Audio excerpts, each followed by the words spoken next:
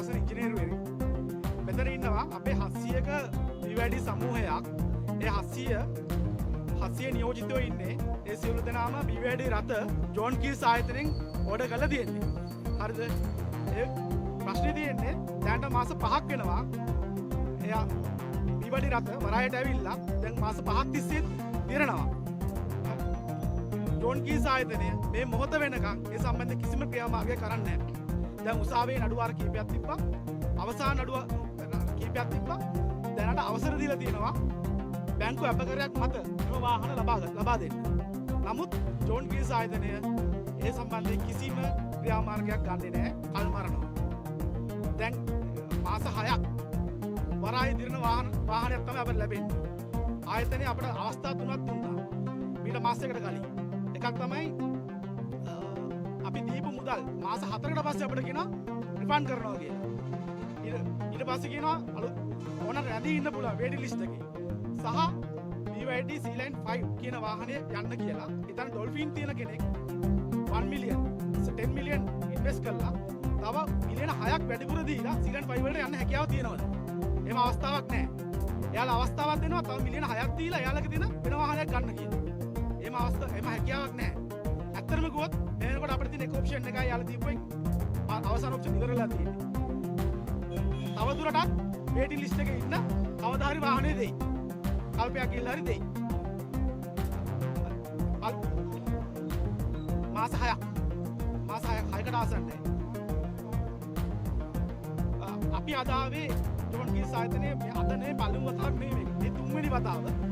මීට දෙපාරකට කලින් සහ ඊට අමතරව අපි සමූහයේ අය ඇඩ්මින්වරු විශේෂයෙන් ඇවිල්ලා හම්බුණා මේ නිලධාරීන් කිසිම අවස්ථාවක අපට අධ්‍යක්ෂ මණ්ඩලය සමග රැස්වීමක් දුන්නේ. සාමාන්‍ය සේවකයෝ එක්ක කවුරුත් එක්ක අදවත් කතා කරන්නේ. ඔව්.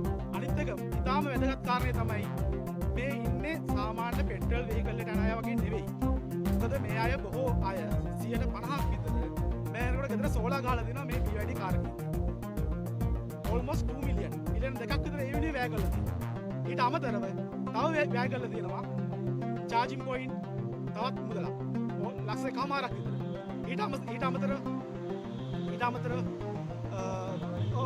තමන්ගේ වාහනේ විකුණලා සමහර අය ඉන්නවා දැන් මාස 5ක් තිස්සේ තමන්ගේ තිබ්බ හොඳ වාහනේ විකුණලා ඉලෙක්ට්‍රික් වාහනයක් නිසා පාරේ බස්සලා දෙහවස වැඩට එනවා. මෙතනට ඇවිල්ලා දෙනවා කන්තලි, ත්‍රිකුණාමලි, පොළොන්නරුවේ, ලංකාවේ කුරුණෑගල, මහනුවර, රත්නපුර මේ හැම දිස්ත්‍රික්කම අප නියෝජිතයෝ මේ ඉන්නේ. හරිද? ඒ හැම ජෝන් කීස් ආයතන හැම තැනින්ම ඕඩර්ස් අරගත්ත අයගේ නියෝජිතයෝ මෙතන ඉන්නේ. තාමත් ඕඩර්ස් ගන්න. මේ මෑතක් කරන තමයි ඕඩර්ස් නතර කරේ. ඊට කලින් ඕඩර්ස් ගත්තා. හරිද?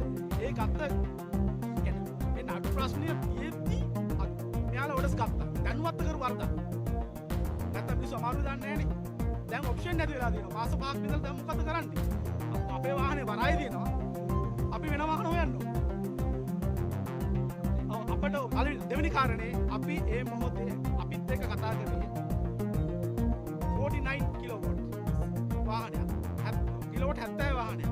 100 වාහනයක්. මිස අපි ඔය තවදන්නාට කිලෝවොට් 150 හෝ ඊට වැඩි ධාරිතාවක වාහනයක් අපි අනුව කරන්නේ නැහැ. හරිද? ඒම ප්‍රශ්නයක් තිබ්බත් අපි ඒක දන්නේ නැහැ. ඒක අපට අදාළත් නැහැ. ජෝන් කීස් ආයතනයේ අපි එකක වෙච්ච ගන්නට එක විස මුදලට අපේ වාහනේ පුළුවන් තරම් ආස්නේ තා නුතුරේම තියෙන නඩුවාරයේදී අපිට මේ වාහනේ ඕන. මොකද ඒක අවස්ථාව ජෝන් කීස්ලට තියෙනවා. අපිට වෙන කිසිම ප්‍රශ්නයක් නැහැ. ජෝන් කීස්ලට තියෙන්නේ අදාළ බැංකුව අපකර ටික දීලා අපේ වාහන රිලීස් කරගන්න. අපේ ප්‍රශ්නේ ඉවරයි. අපේ ප්‍රශ්නේ ඉවරයි. කලින් අවස්ථා කීපයක් ඉල්ලුවනේ. දැන් මේ අද 4 වෙනි දවසේ